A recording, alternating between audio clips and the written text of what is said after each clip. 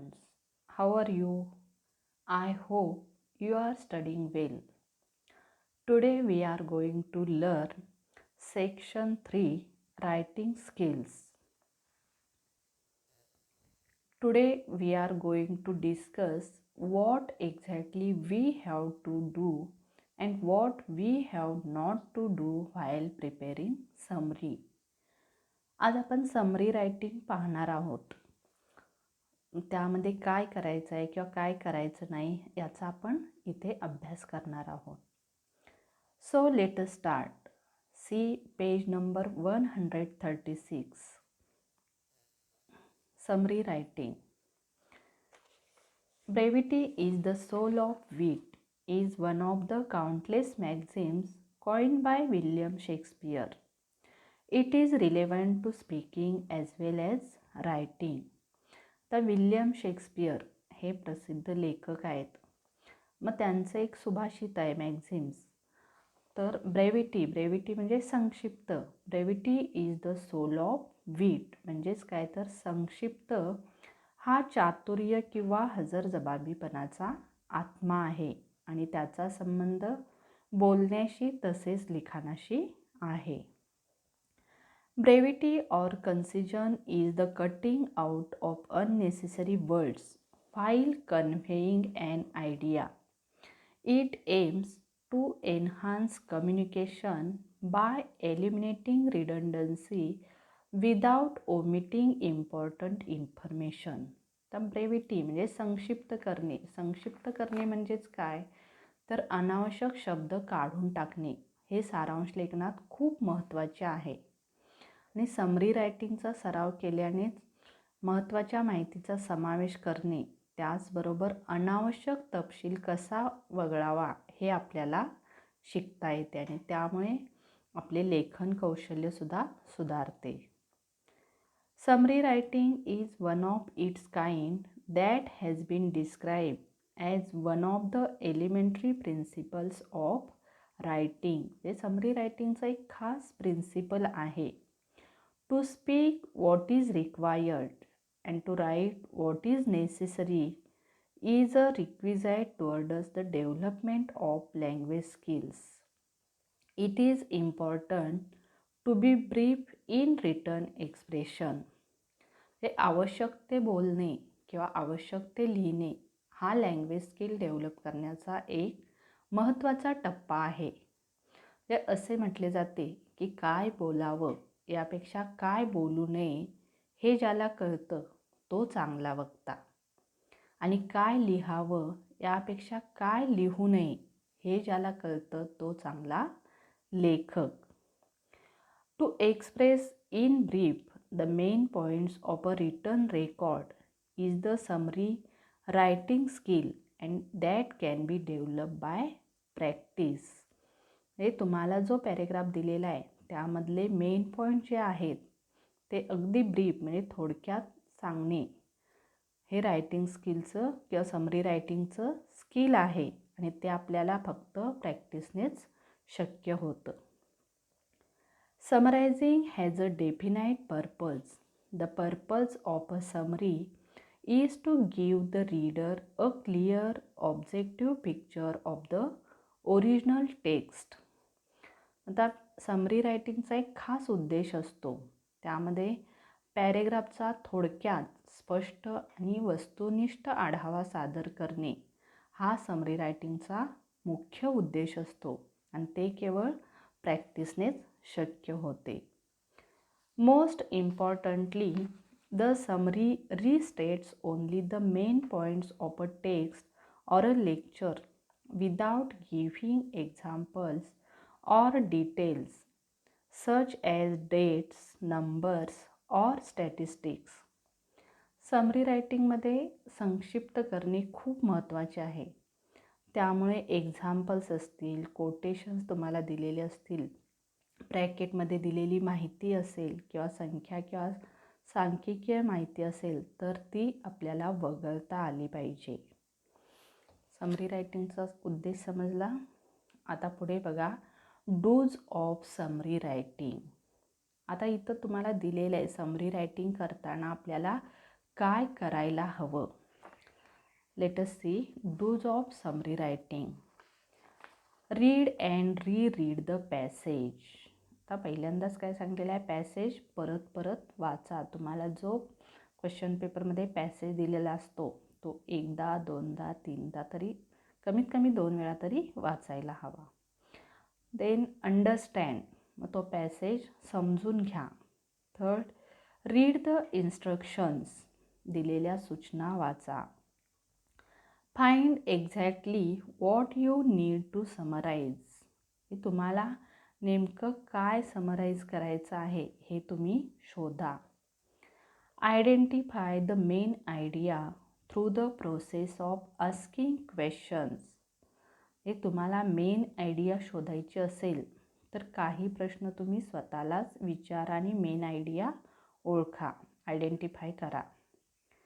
Form short sentences on your on, आणखी summary लिहित असताना तुमचे स्वतःचे म्हणजे स्वतःची छोटी छोटी वाक्ये तुम्ही बनवा. Connect the sentences using linkers, वाक्य जोडण्यासाठी कंजक्शन्सचा वापर करा.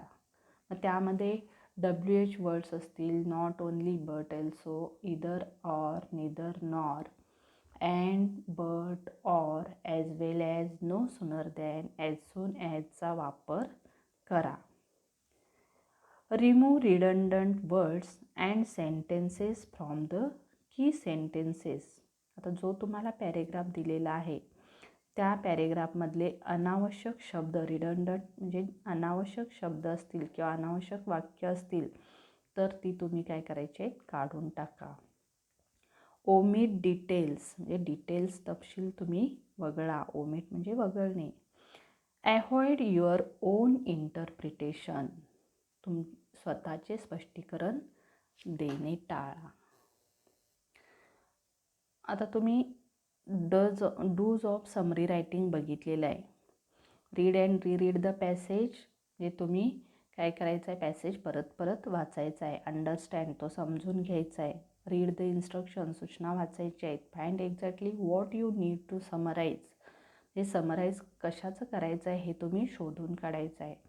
Identify the main idea through the process of asking questions, म्हणजे तुम्ही स्वतःलाच प्रश्न विचारून मेन आयडिया ओळखायची आहे. Form short sentences on your own, तुम्ही स्वतःचे छोटी छोटी वाक्ये स्वतःची बनवायची आहेत. कनेक्ट द सेंटेन्सेस, कंजक्शन्स वापरायचे आहेत. WH words, not only but also, as well as, no sooner than इत्यादी.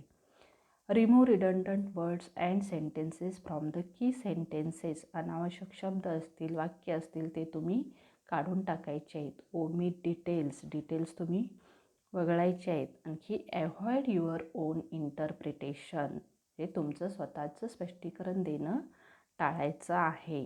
समजलं? म्हणजे आपल्याला समरी रायटिंग करताना या गोष्टी करायच्या आहेत.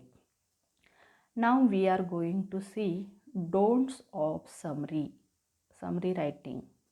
आता आपण समरी रायटिंग करताना काय करायचं हे पाहिलेलं आहे.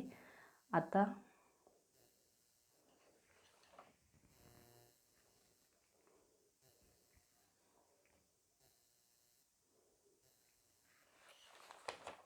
आपण समरी रायटिंग करताना काय करू नये हे पाहायचं आहे.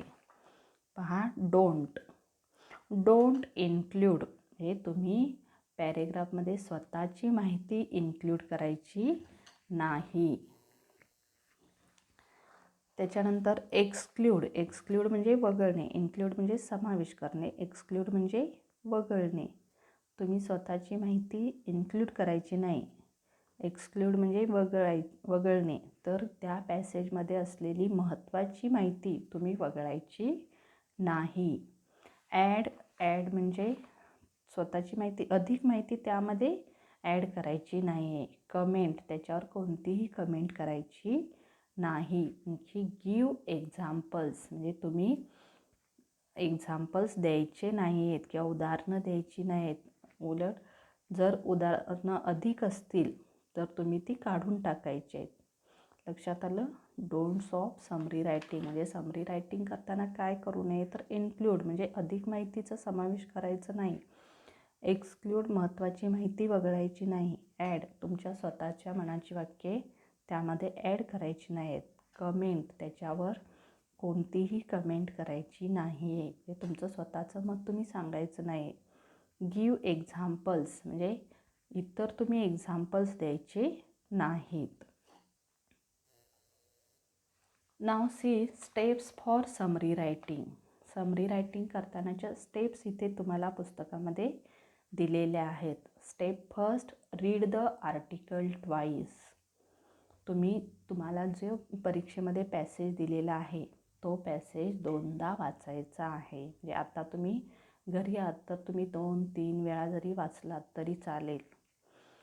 Ask questions about the purpose of writing. Passage तुम्हाला एकदा वाचून समजला नाही तर तुम्ही 2 वेळा 3 वेळा वाचू शकता.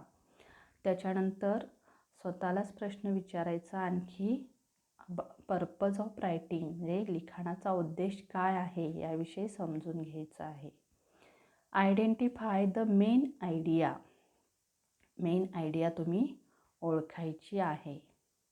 राईट द फर्स्ट ड्राफ्ट आणि त्यानुसार मेन आयडिया एकदा ओळखलात की तुम्ही एक फर्स्ट ड्राफ्ट म्हणजे कच्चा ड्राफ्ट तुम्ही तयार करायचा आहे. Revise your first draft and edit it. तुम्ही काय करायचं आहे त्याच्यावर परत विचार करून त्याचं रिवाइज म्हणजे त्यामध्ये सुधारणा करायची आहे, आणखी एडिट करायचं आहे. आणखी राईट द फायनल ड्राफ्ट. आणखी मग शेवटी तुम्ही एक फायनल ड्राफ्ट म्हणजे समरी रायटिंगचा पॅरेग्राफ तुम्ही तयार करायचा आहे. या समरी रायटिंगच्या 6 स्टेप्स आहेत. म्हणजे आर्टिकल 2 वेळा कमीत कमी 2 वेळा तुम्ही वाचला पाहिजे. लिखाणाचा उद्देश ओळखता आला पाहिजे. मेन आयडिया ओळखता आली पाहिजे. त्यानुसार तुम्ही कच्चा ड्राफ्ट तयार करायचा, त्याच्यामध्ये परत सुधारणा करायची, आणखी मग फायनल ड्राफ्ट तयार करायचा. ह्या गोष्टी तुम्ही लक्षात ठेवा. कारण समरी रायटिंगचा प्रश्न हा क्वेश्चन पेपरमध्ये 3 मार्काला आहे. त्यामध्ये तुम्हाला पॅसेज दिलेला असतो. 3 मार्क्स आहेत. त्यामध्ये टायटल देणं आवश्यक आहे. 1 मार्क टायटलला आहे, आणखी 2 मार्क्स तुमचे समरीला आहेत. लक्षात आलं? त्यामुळं टायटल जर परफेक्ट आलं तर तुम्हाला 1 पैकी बरोबर असेल तर 1 पैकी 1 मार्क मिळणार. आणखी समरी जर तुम्ही चांगले म्हणजे कमीत कमी एका पॅरेग्राफमध्ये 5 ते 7 ओळीमध्ये तुमचं समरी रायटिंगचा पॅसेज आला पाहिजे. आणि परफेक्ट असेल तर तुम्हाला 1.5-2 मार्क्स हे समरीला मिळणारच. टायटल बरोबर असेल तर 1 मार्क मिळणार. लक्षात आलं? आता तुमच्या पुस्तकामध्ये 136 पेजवर एक पॅसेज दिलेला आहे, पॅरेग्राफ आहे आणि त्याचं समरी रायटिंगसुद्धा 138 पेजवर त्याची समरीसुद्धा दिलेली आहे. Learning disability handle with care. आता तुम्ही याचा अभ्यास करायचा. हा व्हिडिओ शांतपणे ऐकायचा, आणखी त्यानंतर तो पॅरेग्राफ काळजीपूर्वक वाचायचा आणि दिलेली समरी वाचायची आहे. ओके.